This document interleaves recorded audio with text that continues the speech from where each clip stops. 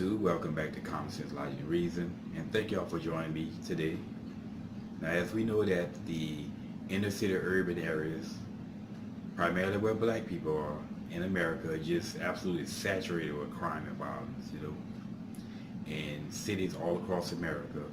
And, here in New Orleans is included, and you see these reports on the news, and just have incident after incident, example after example of what we as black people do to ourselves in our own communities, despite worrying about what the cops do. But of all the numerous examples that I've seen in the newspaper articles or the news articles on TV, there was one particular case that really stood out to me, and it actually is a series of cases. Well, it's two cases, but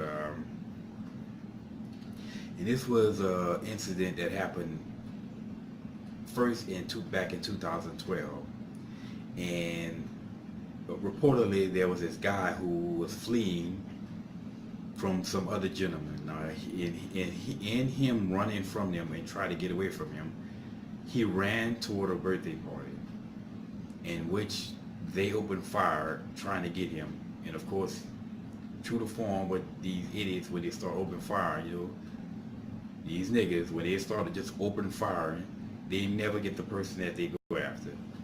But who did they get? Well, as a resulting of this, a 5-year-old child that was attending the party was shot and killed, a 5-year-old girl, as well as a 33-year-old female that was driving her vehicle a couple of blocks away, several blocks away. She was struck and killed by one of the bullets. And it also resulted in several people at the party being wounded.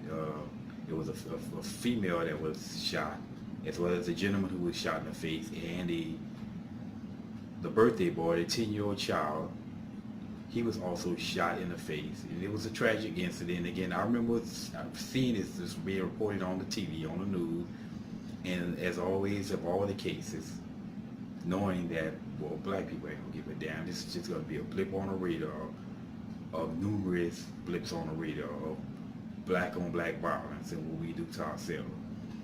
There was no protest, no anger, no rage.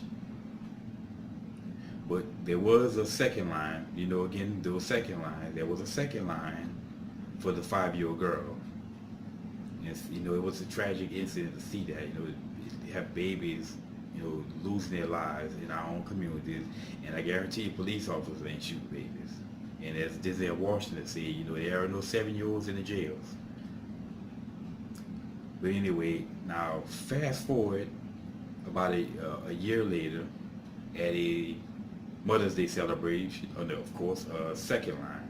This was a second line, and we love our second lines in New Orleans, right? Well, while the revelers were enjoying themselves, a jackass opened fire, firing several shots into the crowd.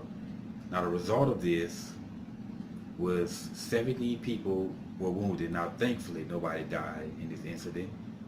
And I guess he was a terrible shot, just firing in the crowd like that. And I'll put a link of the video, and you can see the video for yourself. So he must have was a terrible shot, thankfully. But 17 people were wounded by the gunfire. Now, one of these children was a 10-year-old child who was about to turn 11. The same 10-year-old child that was shot at his birthday party just almost a year prior to that. That's the name KaNard Allen.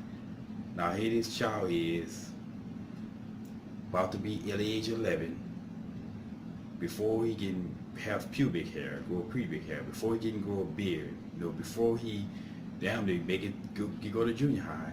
This child has been rocked with violence. Okay?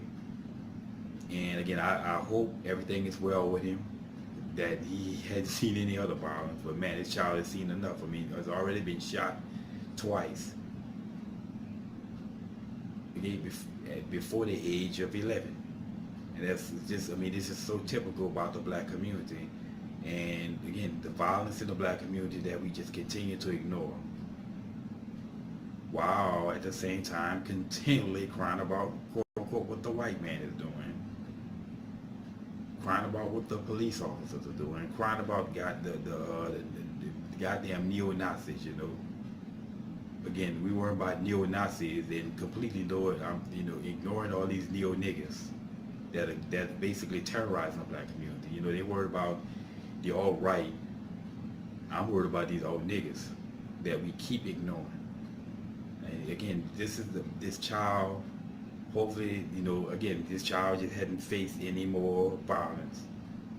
But it's just so sad when you see what we do to ourselves, and you look at it and you see, being a person of logic and reason, looking, and then you have to deal with jackasses that want to keep crying about police officers and keep denying, and you give them fact on top of fact on top of fact on top of stat on top of evidence to prove your case, and they still want to cry about the police officers.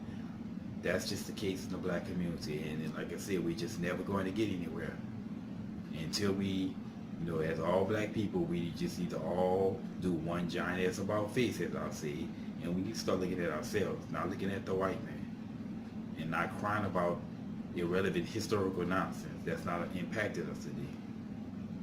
And as long as we keep doing that, keep worrying about police officers and cops and, you know, the KKK, which is basically a shell of what they used to be, and the KKK is not killing and shooting niggas today, they're killing black folks. Niggas are.